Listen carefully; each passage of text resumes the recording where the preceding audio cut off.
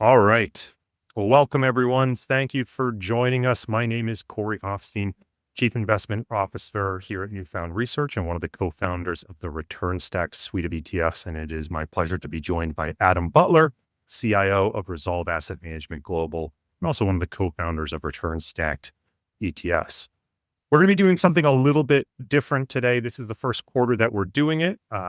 We'd appreciate your feedback as we go through this, but based on prior quarters, we thought it would be a useful exercise for us to go through the commentary that we just published on our ETFs, go through what we're seeing in each of the ETFs, what we saw last quarter, what we're seeing big picture, what have been the performance drivers, some expectations going forward, talk about some of the new products that we brought to market and why we brought them to market, and overall just give everyone a chance to ask some live Q&A.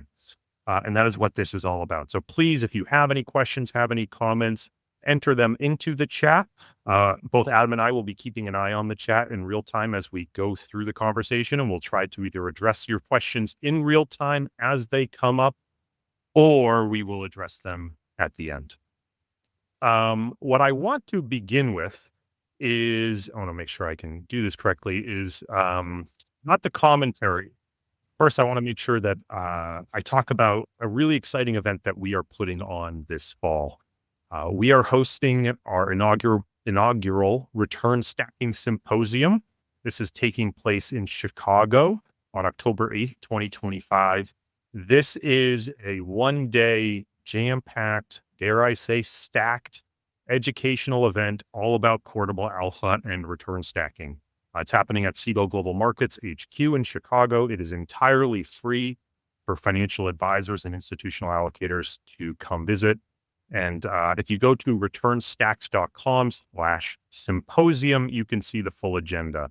And we have a tremendous lineup of speakers. I think one of the things I hope you will see and appreciate is that we have completely removed ourselves from the lineup. This is really meant to be a full day educational event, the opportunity to hear from industry practitioners, both institutional allocators, folks like Jonathan Glidden, who's the CIO at Delta Airlines. We have Mark Horrible, the Managing Director of Systematic Strategies of the Canada Pension Plan. We have all sorts of phenomenal people. Buck Benton from the MacArthur Foundation in Chicago, Roxanne McNeil, who used to lead UPS's investment trust. Again, real, true institutional practitioners, as well as other financial advisors who have implemented either portable alpha from an institutional capacity or return stacking from financial advisor capacity. So if this is an area you're interested in learning more about, and you don't want to hear a pure marketing pitch, you want to hear it from other people, their true third-party experience in implementing these ideas, both from a performance expectations and a communication and a governance perspective. This is truly the first symposium of its kind. And you can come to this page, check out the agenda, learn more about it, and reserve your spot. Space is limited. We have only about 100 seats available, and 80 of them are already taken up. Only about 20 seats left that are available. So if you want to attend, I'd highly recommend you register now. Adam, anything you want to add to that before we dive into actually talking about the commentary? No, I'm really excited. I think it's going to be an unbelievable event, and would encourage people to sign up now because we're actually limiting seating. So if you want to come, then get in touch. All right. Well, let's dive into the commentary, the reason everybody is here. And again, if you have any questions about the symposium, again, about the agenda or anything like that, please feel free to reach out. But let's dive into the actual commentary itself. This was just published on Friday. Apologies if you didn't see it beforehand, but hopefully we can walk through some of the really important high-level stuff. And if there's any details you want to go through, this is really the opportunity.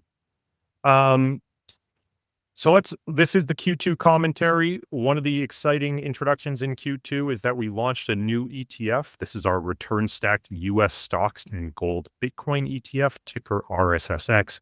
For every dollar you invest in this ETF, you'll get $1 of exposure to core US equities plus $1 of exposure to a gold Bitcoin strategy. We'll talk about that a little bit more towards the end, but this is one of the exciting new things we launched this, and it adds to the suite. We now have 7 ETFs in the US return stacked ETF suite. We think representing a broad diversified lineup of both stock and bond core exposure, as well as a different set of diversifiers, including trend following, carry, merger arbitrage, gold and Bitcoin, and then a generic capital efficient solution in RSSB that allows you to really stack whatever you want. With that, I'm going to start working through this because there are a whole lot of funds to get through and a whole lot of interesting fun details to go into. We're going to start with RSSB. And Adam, I'm going to pass it over to you here to talk about RSSB. Quick high level. What is the fund? What's its intention? What have we seen from a performance perspective? Anything else we want to point out? Thanks, Corey. Thanks for teeing that up. Remember that the whole point of the return stacked suite of ETFs is to provide $1 of diversifying exposure on top of $1 of core exposure, and to take advantage of all of the available potential capital efficient real estate in the portfolio to create the most diversified portfolio possible out of the premia that you have a fundamental conviction around. So the return stack global stocks and bonds ETF was the first tool in the toolbox. We think it's extra special because it's the one that maximizes the flexibility in the portfolio to add any other diversifier that you might want around it. So this ETF provides $1 of exposure to US large cap equities and another $1 of exposure to diversified US bonds. We get the bond exposure by allocating to a ladder of 2-year, 5-year, 10-year, and long-term treasury bonds. So you get $2 of total exposure for every $1 invested, which means that, for example, in theory, you could put 50% of your portfolio in RSSB, and that would actually give you basically a full 100%, a full 50% allocation to US large cap equities, plus 50% allocation to US diversified treasury bonds, and leave 50% of the portfolio available as real estate for you to add any other diversifiers that you might want. And, as a result of the fact that we're basically just allocating to a US equity ETF and a global bond ladder, we would expect this to track the benchmark very closely. And in fact, it did. I think we came within, less than 1% total return delta over the period, which is well within what we would expect in terms of tracking error for the portfolio over that period in the long term. So doing exactly what we expected it to do, no surprise there. It's a relatively simple structure, delivering as it was designed to. The only things I want to add, Adam, from a details perspective is, as you said, dollar US equities. I just want to clarify, it's $1 of global equities. So this is a global equity US Treasury fund. Just want to make sure we get Yes. that.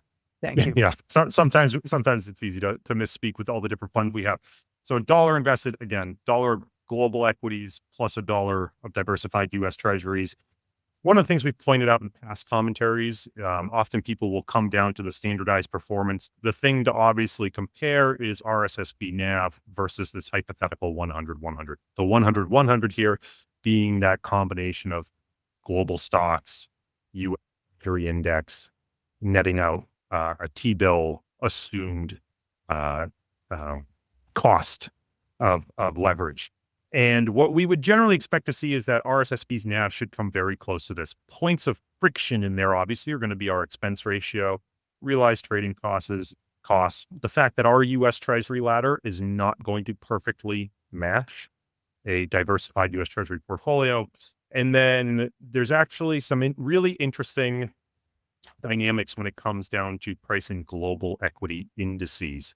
And you can actually see something like a global equity ETF be plus or minus 50 bips of the global equity index, because some of those stocks are actually not trading at the time the ETF closes. And figuring out what the index value is versus the ETF value can lead to some point dispersion. What we have found over this period is that almost all of the performance differential can be really explained by some variance in that point-to-point dispersion, a little bit of variance in the US Treasuries versus our Treasury ladder, which tends to ebb and flow every quarter as to which is outperforming or underperforming. But the majority of the performance is just basically our fee differential, which is exactly what we want it to be. So again, to Adam's point, this is a hugely flexible tool.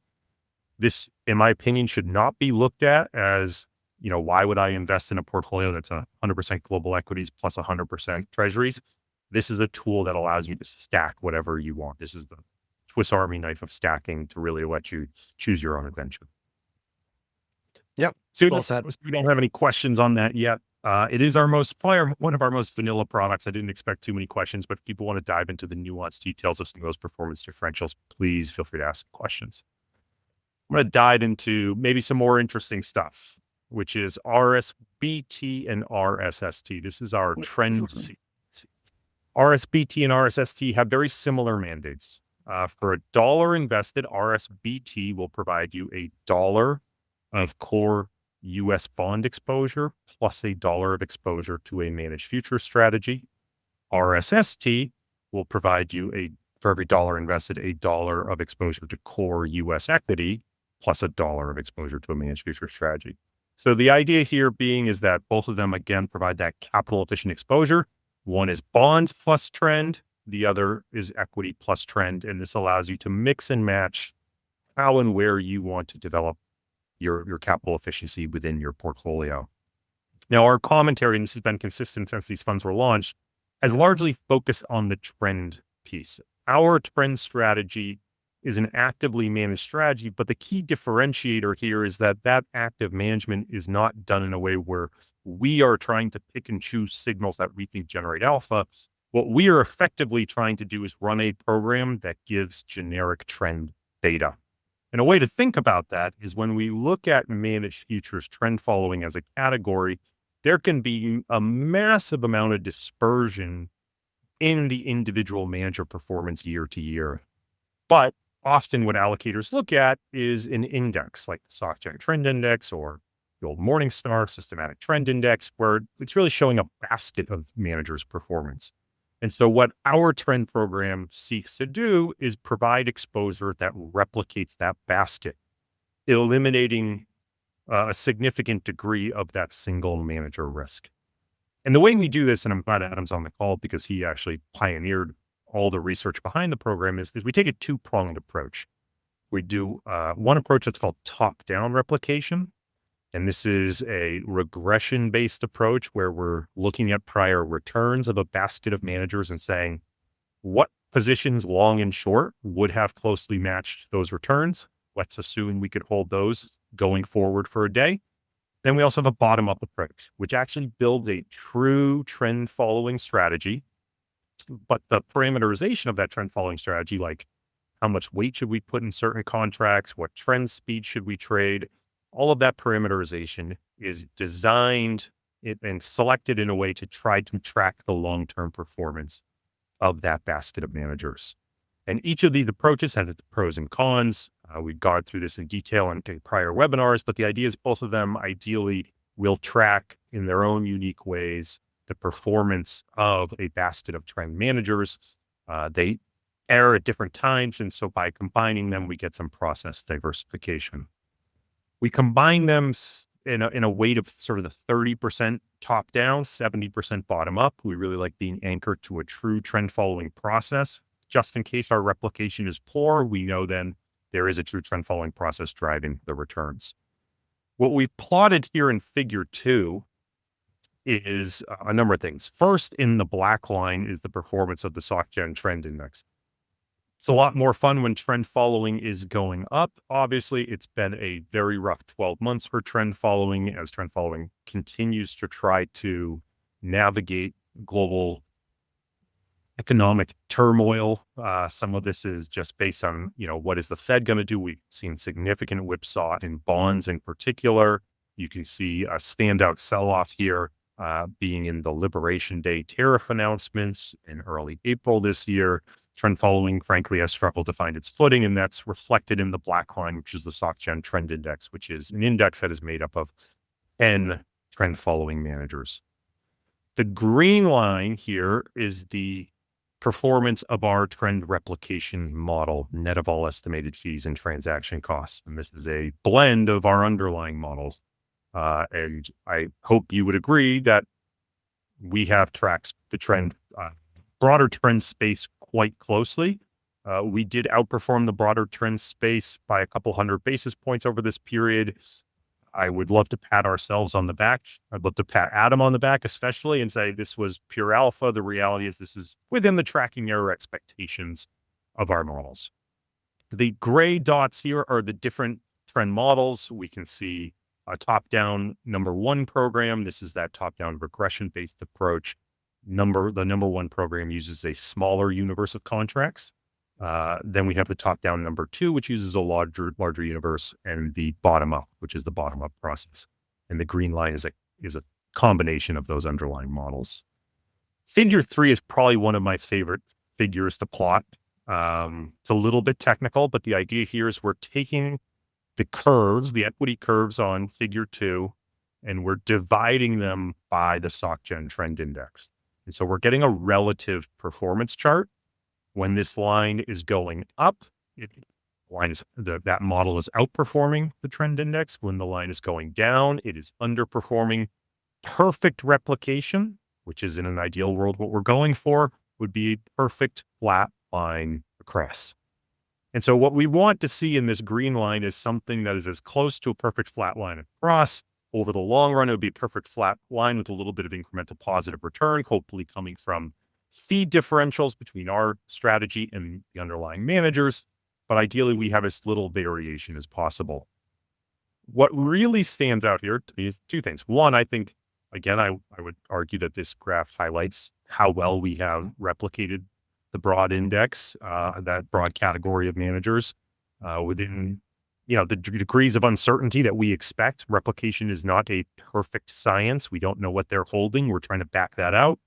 Again, I think we've done a very admirable job of achieving that. But what really sticks out here is the relative returns of that top-down number one index. And you can see particularly a really large jump here in early April around that Liberation Day period. One of the obvious questions is, okay, why did this replication index dramatically outperform the broader category? And when we down into it, the answer really was threefold. One, this program had significantly less equity exposure.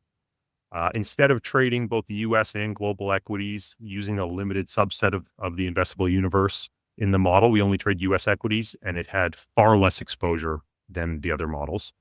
It also had far less exposure to WTI crude, and it had no exposure to silver, where the other models had much more crude, much more silver, and broadly much more equities, all of which were significantly sold off during the Liberation Day, sort of what I call the 2-week sell-off that happened there. And so this short-term, this model with a much more constrained universe dramatically outperformed. Again, I would love to pat ourselves on the back and say, this is alpha. Unfortunately, it's good luck, but it's not alpha. There's no reason this couldn't have gone the exact opposite direction. It could have been mispositioned. I think what this really highlights, particularly with replication, is what we believe are the benefits of process diversification. It would be easy to just use one of these models, but in doing so, we end up with a much higher degree of potential tracking error versus our target. And again, our target is that broad trend following beta. And so while, again, we always want to have good luck, in terms of meeting our objective, we prefer to have no luck. And so, again, better lucky than good in this occasion. But what we highlight with that spike is that the benefit here of not just using a single model, because that could have also been a spike down, the benefit of using a blend of multiple models to try to keep, again, close to that broad average. I want to talk a little bit about what's been driving returns and what we've seen from an actual position change over the period. We continue to see in fixed income just the degree of whipsaw, frankly. Fixed income returns have been very difficult over the last 18 months as rates go up and down in a range-bound fashion. Trend managers seem to be almost perfectly offsides here pretty frequently, and we're seeing positions go back and forth as to long and short. And this is an area where trend, frankly, has struggled and where a lot of the negative returns have come from. Equity indices, largely bullish. Obviously, as you can expect, coming into the Liberation Day period, quite bullish. Those positions were trimmed down. By the end of quarter, they were built back up. By the way, I should point out, to read these charts, the black bars are where we were at end of quarter. The green dots are where we were at the beginning of the quarter. Commodities, we remain mixed to almost no positioning on the energy complex, while maintaining pretty significant positioning on gold, silver, and copper. The other thing I should mention, and I apologize, these are what we call volatility adjusted weights. So this allows us to look at all the positions on an equal playing field. If we were to just look at their notional targets, something like 2-year bonds might have a very, very large weight because 2-year bonds don't move that much. By looking at these on a volatility adjusted basis, you get a better sense of their relative importance to the portfolio. So again, we looking at the commodity space here, gold, silver, copper, we remain bullish. We're bullish pretty much all quarter.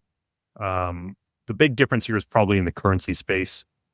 We're short the US dollar, and we are now back to net long the US dollar, particularly. We were long the US dollar. We are now short the US dollar, particularly against the euro. From a performance perspective, what drove returns? You can go through the performance level contribution here. We can see currencies were a net driver of positive returns, but pretty much everything else was a drag on returns. We've seen metals quarter to date, even though we're just 14 days into the quarter, metals have turned around and been a nice additive. But bonds in particular have been tough. Fixed income here has been tough for the last 12 months, continues to be tough. And as the market sort of sorts out through the Liberation Day and post-period tariff turmoil, we're seeing a lot of trends revert and sort of reestablish themselves. And the big winner here was currencies, and just about everything else was, frankly, a struggle from a trend following perspective. Adam, anything you want to add? Corey. Yeah, we've got a couple of questions. One of the questions is on expected fee alpha. Maybe I'll take that, and then maybe you can comment on how the blended trend model has tracked the CTA trend since inception. And as you were talking, I wanted to remember to mention this because, it's interesting to see the replication strategy generate a little bit of alpha while the underlying SocGen trend index is lower, because typically, historically, we've accrued the majority of our fee alpha when the trend index is at or near and then exceeding all-time highs. And a big reason for that is that many of the trend funds in the index have performance fees, right? So as a fund's NAV rises above its high watermark, it goes on to new all-time highs, then the fund managers participate in some proportion of the gains as you exceed those high watermarks. And by virtue of the fact that we've just got a flat fee model, we won't have that kind of drag. And if you go back and look at the value accretion over time, you do observe that we get an outsized proportion of the historical outperformance, the fee alpha, at those periods. So it's nice to see that we're also able to keep up and or outperform a little bit, even when the index is down. Observing, of course, that in the short term, a lot of this is just going to be noise, but it is gratifying to see how nicely the green line tracks a flat horizontal line, which is what it would look like if, of course, the replication was 100% perfect and exhibiting no error relative to the benchmark. Do you have any comments on the replication performance? Yeah, just to add in some actual numbers on the fee alpha. So I wrote a paper last year and actually went through all the managers and dug through what their stated fees are, at least, how they just put them in databases. When you look at something like the SocGen Trend Index, the average manager fee is about 1.25%. So that fee differential between us and them is, call it 30 basis points a year, compared to, 500 to 600 basis points of expected tracking error. That is a sharp point of warning. That is not particularly compelling, frankly. I'll take it. If you're going to get the beta plus a little bit of edge, maybe that's not so bad. To your point, it's the 12.5% average performance kicker. That is really when you talk about fee alpha relative to a hedge fund benchmark, that is likely where you're going to end up with all the returns. So when you talking about tracking an index and tracking it quite closely, tracking it on the way down, yes, you might be picking up an extra 30 bips of extra return.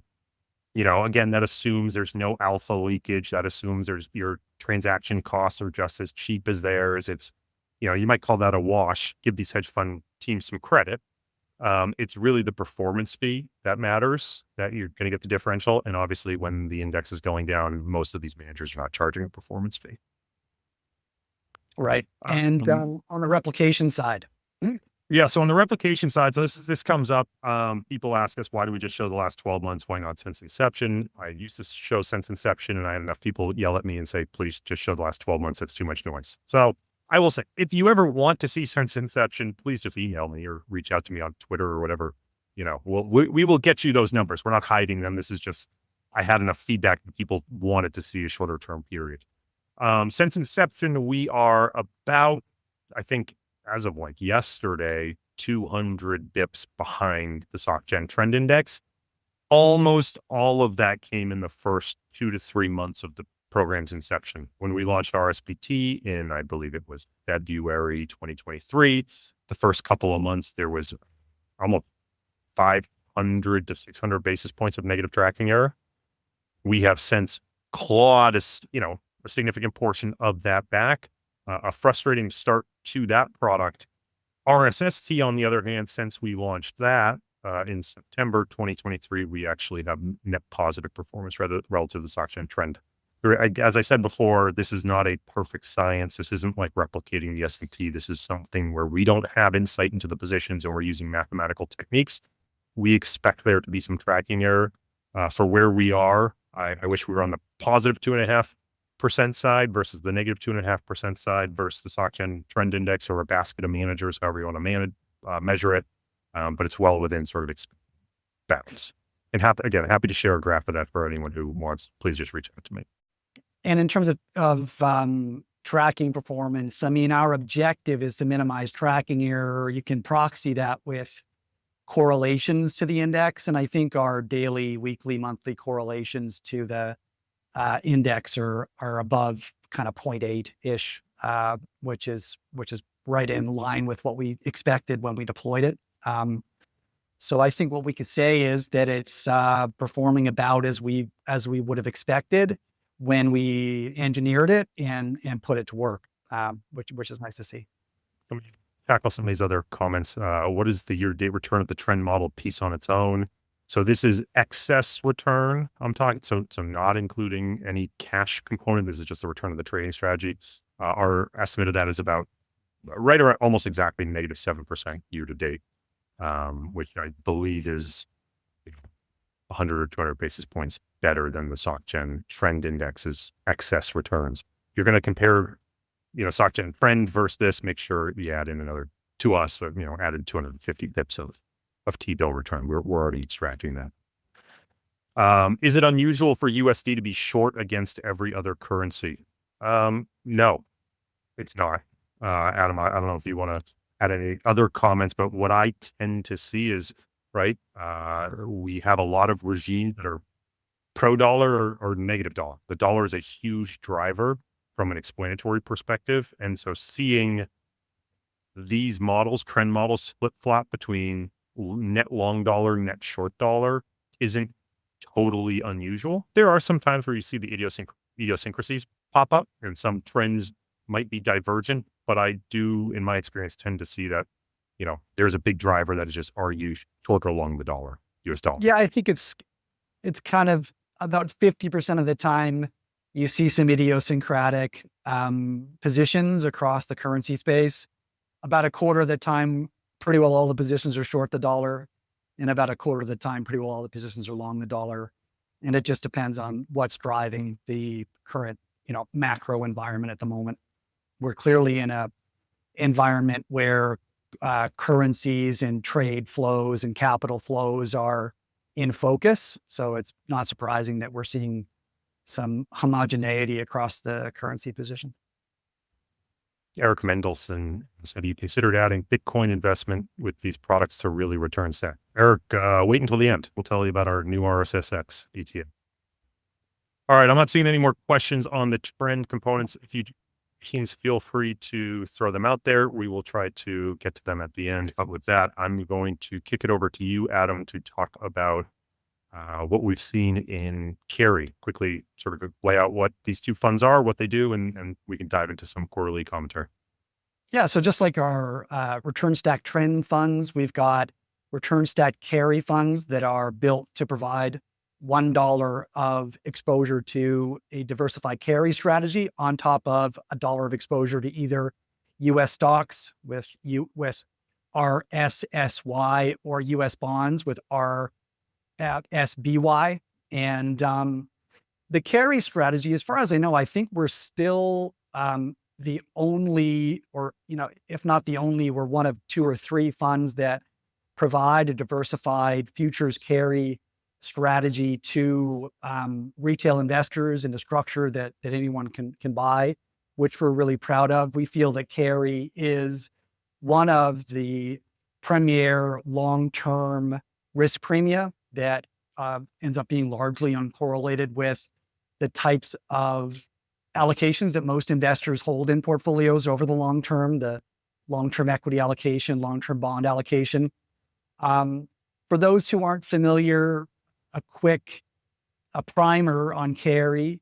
Carry is the return you expect to get on an investment if the price doesn't change. We often liken it to owning an apartment building. You're not really buying an apartment building hoping that the price of the building changes in the short or intermediate term, but you're hoping to collect rents from the people that live in the building.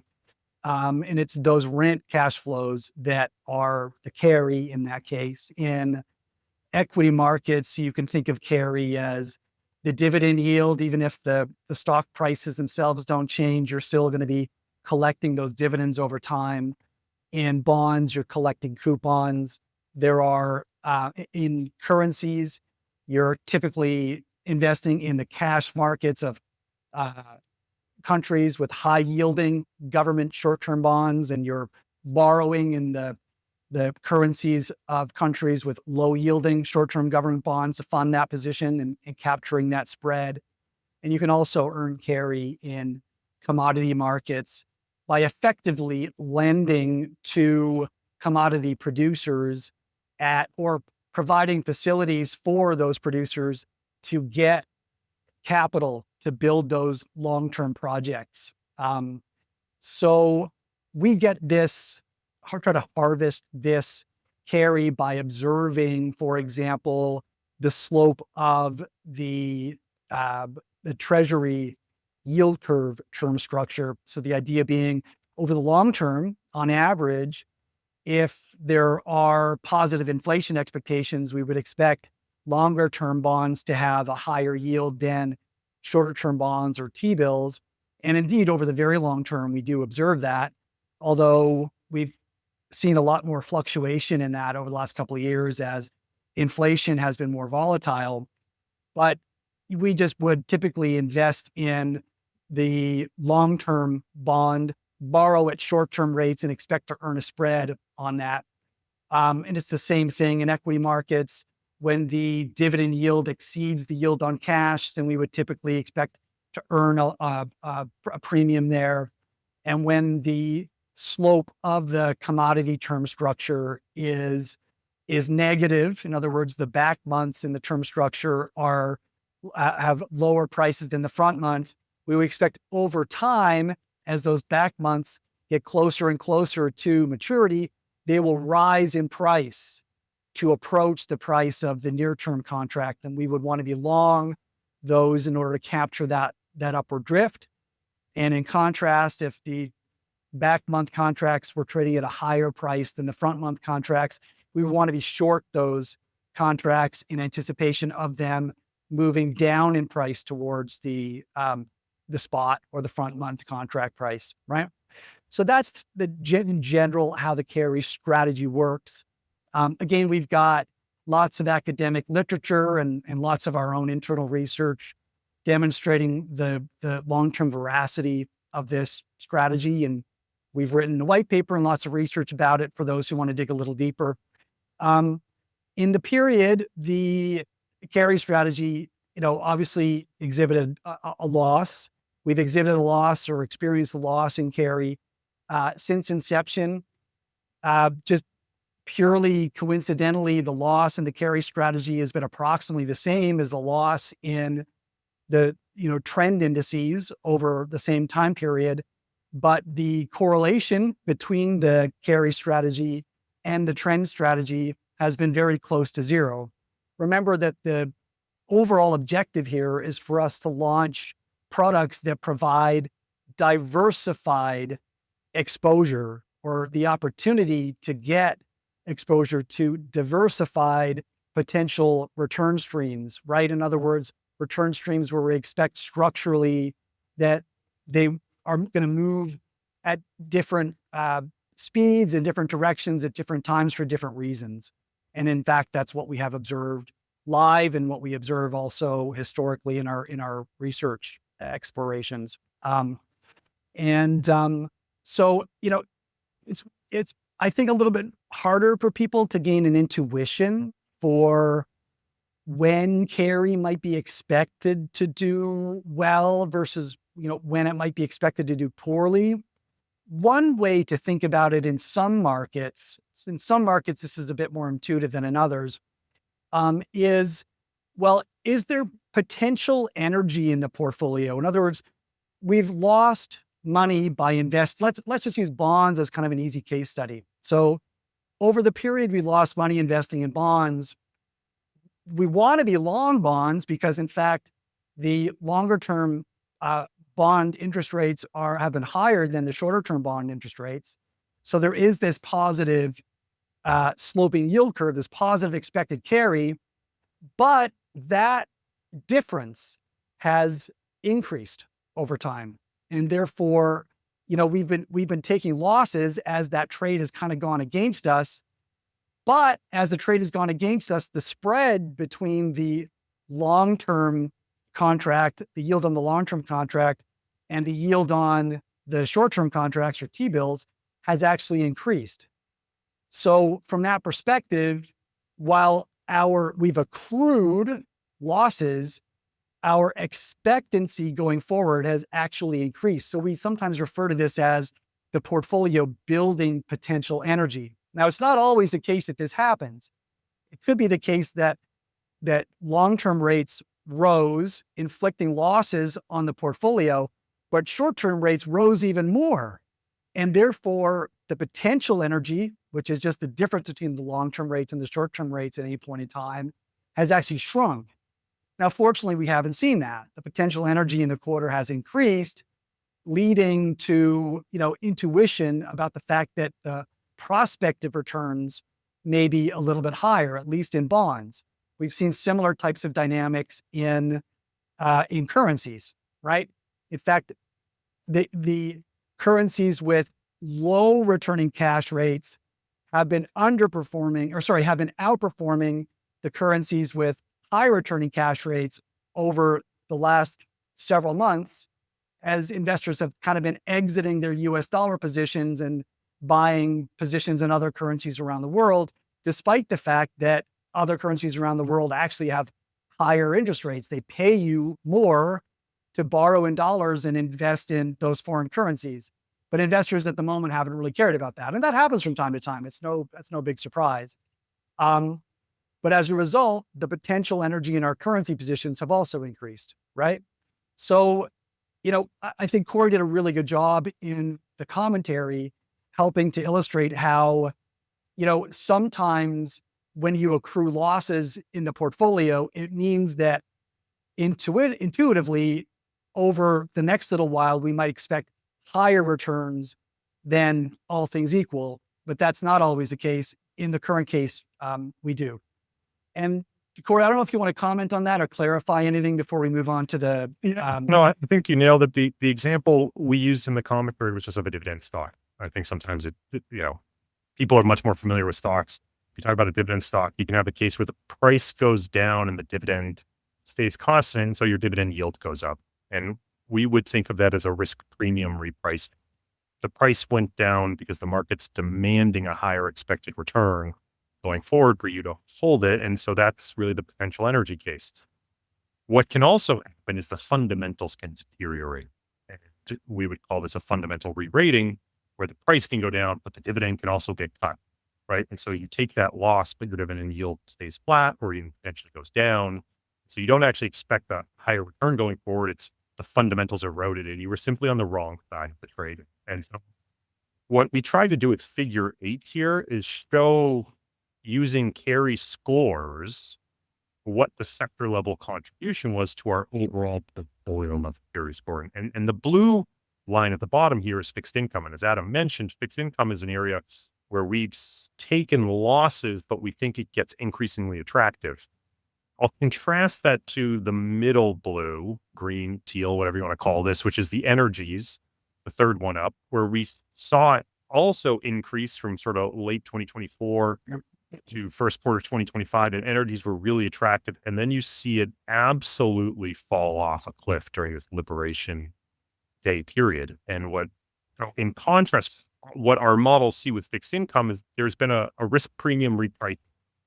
The trade has gone against us, but the slope has steepened. It's gotten more and more attractive. With energies, we would consider that to be a fundamental repricing. We were frankly just on the wrong side of the trade for realized risk. The market repositioned.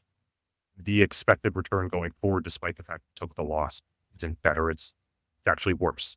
And so the portfolio will reposition around that. And so these are two very different types of trades that happen. Yeah, that's fantastic clarity, actually, Corey. And I think it's figure 9, just scrolling down, does a good job of illustrating how the holdings in the portfolio reflect these changes in the expected carry over time, right? The dark blue line at the top being the allocation to fixed income. You can see at the very beginning of that chart, there was a small short in fixed income as the yield curve was inverted. And over time, as the yield curve has steepened around the world, the position in fixed income has increased, right? And for reasons we described, that increase represents a true expected higher return on that carry going forward, right? And on the flip side, the green on the bottom is the short currency position, representing a long US dollar position, short foreign currency position. Again, short foreign currencies interest rates have been rising relative to the dollar, representing a higher prospective returns on being long foreign currencies and short the dollar. But as those currencies have appreciated relative to the dollar in the short term, the trade has gone against us and we've just built potential energy there, right? And so, the positions reflect exactly what the prospective forward carry looks like. But in order to get here, we had to endure some losses as that expected carry has continued to increase over time. So 2 questions here, Adam, I want to get to. One, I'll answer. The other, I'll let you take a stab at. It's a more complex question, so I'll let you jump on that one. One of the questions was, has there been a consideration of combining trend and carry into a single solution? I will say we do have other solutions outside the ETF suite where we combine trend, carry, and some other systematic macro signals, including skewness and seasonality, into a more wholesome program. And it goes beyond sort of just core set of liquid markets into a much more diverse set of markets. We haven't done it here because, again, the point of this suite is to provide isolated building blocks. I will say, though, with maybe a little bit of humor, that if we had done that, both equity curves would have been just a smoother straight line down, because ironically, since launching the carry strategy, both trend and carry have had nearly an identical drawdown with zero correlation. And so you would have ended up with just a smoother path in your drawdown, which probably would have traded everyone. So with a little bit of humor. I'll say I'm glad we didn't do that. But it's always on the discussion table right now. It exists in other products that we manage, but not in the ETF suite. One of the questions that came up is, can we talk a little bit more about carry in Figure 8? Is it predictive of carry returns? How does it inform sort of the risk or the volatility we're willing? I think that more specifically, when we see that the carry score level is down at 4%, are we doing anything different than when the carry score level is up at 12%? Right. I mean, the reality is the total positioning in the portfolio is going to reflect the strength or magnitude of the carry signal broadly over time. So, when we've got a lot of markets that are exhibiting very strong prospective carry, we would expect to have more exposure in the portfolio. And so it sort of breathes in its aggregate exposure over time, depending on, the total amount of available carry. As to whether the portfolio has historically delivered higher returns in periods subsequent to us observing a larger aggregate exposure in the portfolio, reflecting higher amplitude aggregate carry scores, there is a mild relationship in certain sectors, but it's not a relationship that you would want to fine tune beyond just allowing the portfolio to respond to the changes in carry for each of the individual markets that we track. So to the Yeah, so extent, go ahead. that final point is actually, when you think about it, somewhat tautological. If you believe that carry is predictive of forward returns, then the carry in aggregate at the sector level has to be largely predictive. But the point, is that with what degree of accuracy can you time it?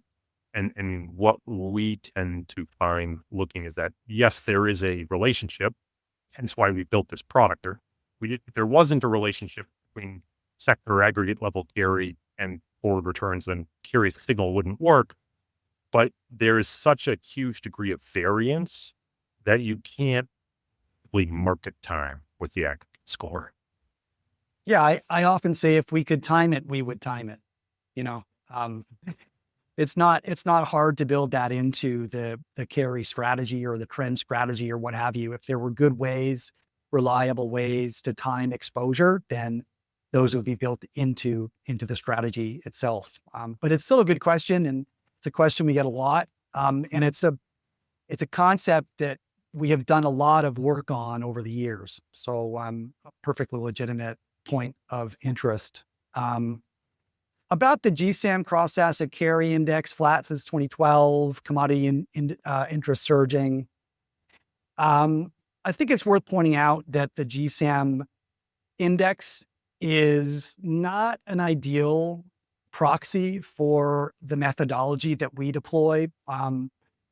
First of all, the sleeves in that index are all engineered slightly differently. Some of them are time series, some of them are sector neutral. So we would actually expect that strategy in aggregate to have a fairly low correlation to our carry strategy over time. And one of the things we highlighted in the carry paper that we wrote a couple of years ago is that the sector dollar weighted neutral version of carry, which is I think a closer proxy to the GSAM index, that has struggled since about 2012 or 2015 in line with what we observe in the GSAM index. But we did not observe the same type of attenuation of performance in the time series version, where we allow the model to take on sector risk, time varying sector risk in response to the fact that some sectors have very high carry and should get concentrated exposure at given times. And we're not artificially constraining the portfolio to have to neutralize that sector exposure over time, which has just been counterproductive in the more modern era.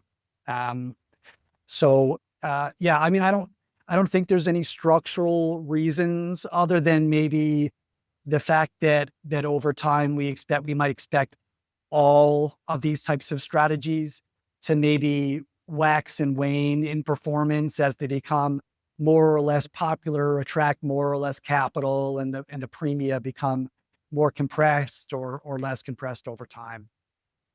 The only thing I'll add to that, Adam, is if you dive into that GSAM cross asset carry index and you look at the sub indices, you see very different performance. Like FX carry has continued to work quite well. And again, it's not fully representative of what we do, but you do see certain sub strategies seem to have struggled, others seem to have done well.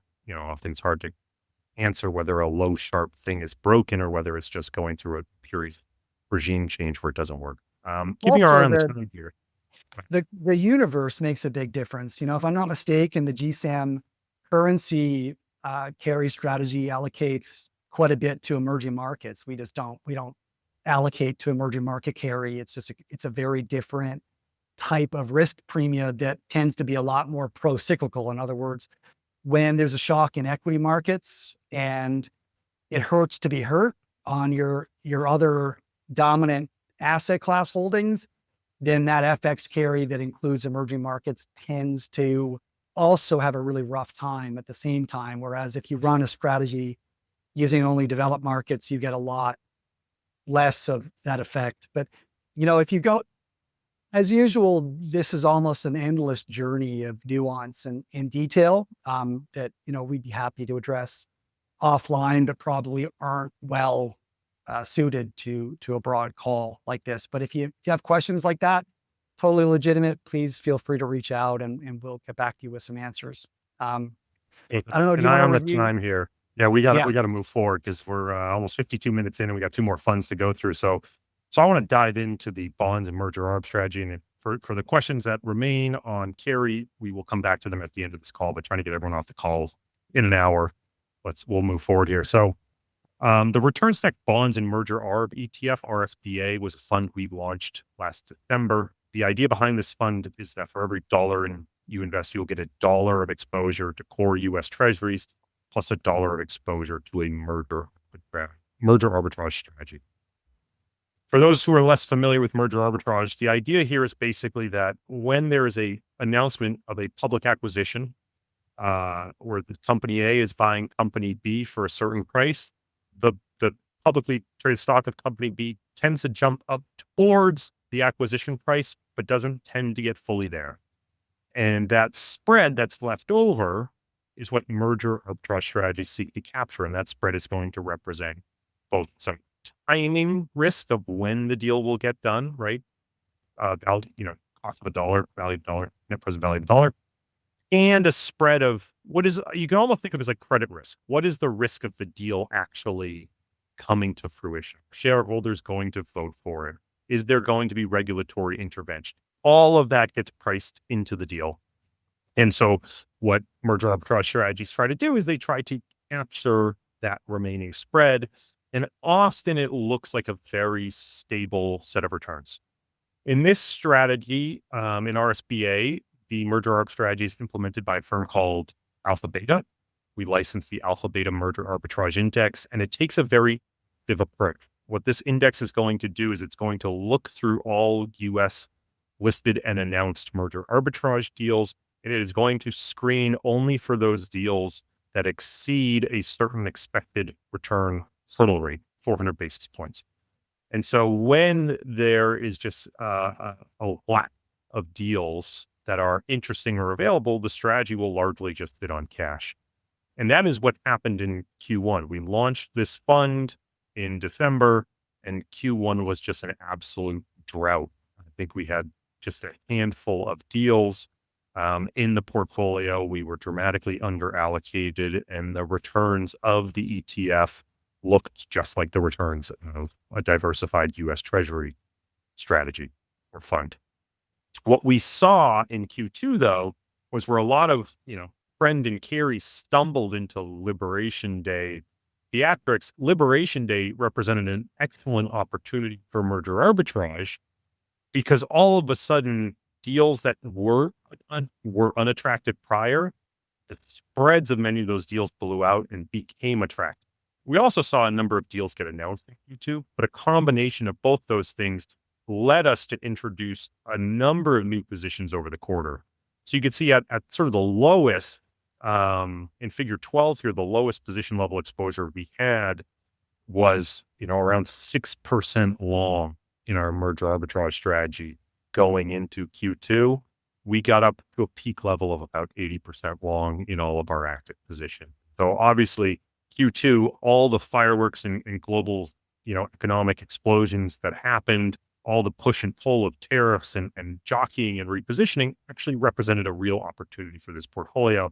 And I think Q1 and Q2 really showcase, in my opinion, what's really attractive about this strategy, which is that when the merger arbitrage deals don't surpass a certain threshold of attractiveness, we're not just going to take them for the sake of taking them. There's too much risk. What we're going to do is we're going to sit on cash and wait till they're more attractive and then deploy capital. And so in figure 13, what I've done is I've plotted the excess returns of the alpha beta merger arbitrage index since RSBA was launched.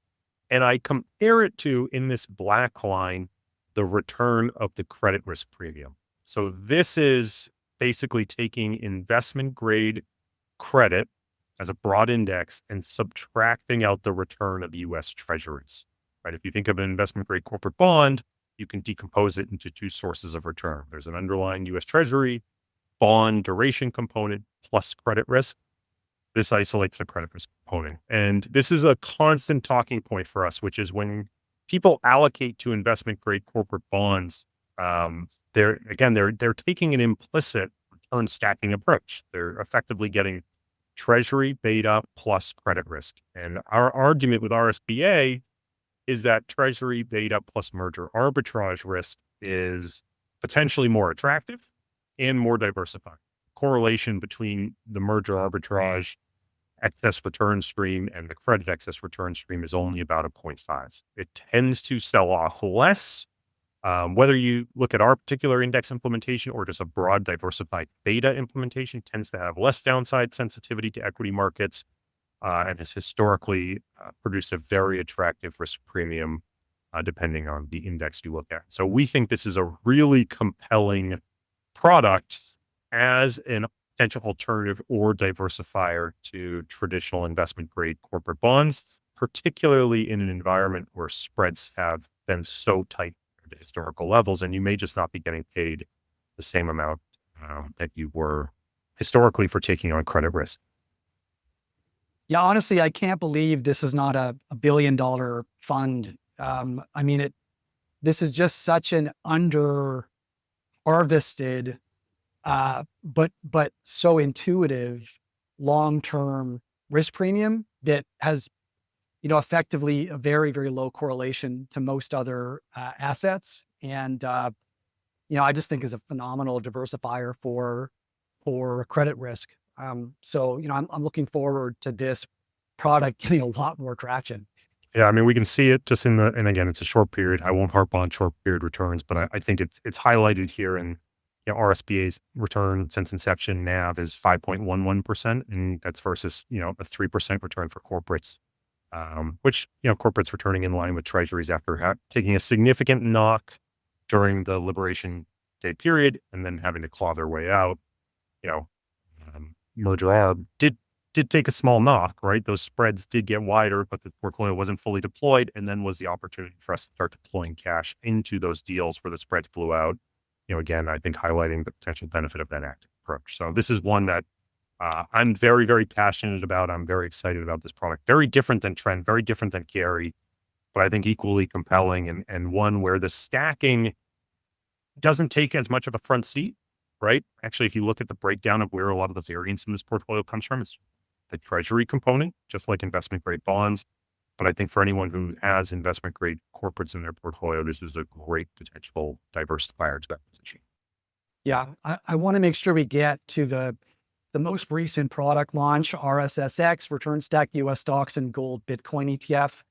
And this is just really in response to the observation that an increasing number of advisors that we've been talking to lately are starting to ask themselves a super simple question that, could easily define the next leg of their careers. And that is, am I 100% certain that Bitcoin won't become a globally adopted reserve asset, just like gold. And if I'm not 100% certain, then, what are some courses of action in order to get off that 0% position, right? And, advisors are not acting alone and they're not acting in isolation. When we talk to them, many are acting on some, demand and conversations with their clients, and the clients themselves are just observing that, I guess, Bitcoin is just becoming a lot more broadly adopted. We've got institutional adoption, we've got adoption by corporate treasuries.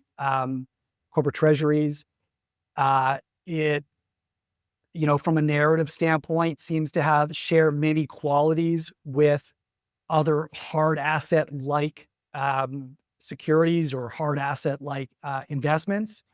And, quite fortuitously, it's had a very low or almost zero correlation with, for example, gold, right? So RSSX stacks a gold Bitcoin risk adjusted allocation on top of a US equity allocation, 100% US equities, 100% risk balanced gold and Bitcoin, right? The gold and Bitcoin sleeve really there to hedge against the diversification that we're observing in many global sovereign wealth funds and central banks and treasury departments away from the US dollar as its core or sometimes only reserve asset and into other assets. Yes, they're diversifying into other currencies, but they're also increasingly diversifying into gold. We observe that in the flow of funds reports for the various global central banks and the International Bank of Settlements. And we expect that this trend may very well continue. And so investors have been asking themselves, how can we prudently position for this type of risk? The risk that, just politically, there are no good solutions to the political gridlock that we're observing, to the ballooning of fiscal deficits around the world, and to a realignment of the global geopolitical landscape, maybe with countries outside the US looking to firm up greater partnerships with other countries outside the US and therefore diversify their country level investments commensurately, right? And so, we think this arrangement of gold and Bitcoin is a really nice, prudent way to get exposure to this hard asset reserve diversification trade because, gold has been with us for several thousand years. It is already a reserve asset in almost every major global reserve depository and is unlikely to be completely diversified away from in our lifetime. At the same time, we do see a creeping interest in Bitcoin as a similar reserve asset. And we should acknowledge that potential or that percentage allocated to Bitcoin could grow over time. And we've also observed that as Bitcoin has increased in price and increase in market cap and increase in adoption, that its volatility has sort of continued to decline. So by allocating in a risk-adjusted way, as long as the volatility of Bitcoin continues to decline relative to the volatility of gold, then the allocation to Bitcoin will slowly creep up to be eventually maybe become pari passu with gold. On the other hand, if Bitcoin adoption slows or reverses, the volatility of Bitcoin begins to creep up, then the allocation to Bitcoin relative to gold would decline. So it's kind of a natural homeostatic mechanism that we don't need to make any discretionary calls or tell ourselves stories about how much Bitcoin or gold to own. We'll just let the evolution of the price and volatility characteristics of those two assets earn their way into the portfolio alongside that US equity position that everybody knows and loves. I don't know if you have any other comments, Corey? Yeah, what I've really come to appreciate about this idea is that people come at it from different perceptions, right? We recently heard Paul Tudor Jones talk about the risk of a US debt trap and the idea of using gold and Bitcoin and equities together, risk parity weighting as sort of his preferred portfolio for navigating that sort of market risk and environment. One idea that's really resonated with me is, gold's long-term negative correlation to the US dollar. And actually, you can ignore all these ideas around debt traps and the US having to run negative real rates and currency debasement. One idea here is, if you're overweight US equities versus international equities, and you're concerned about relatively underperforming international equities, huge proportion, 30-40% of international versus US returns comes from currency movement. Local equity markets tend to be positively correlated with the currency versus US dollar movement.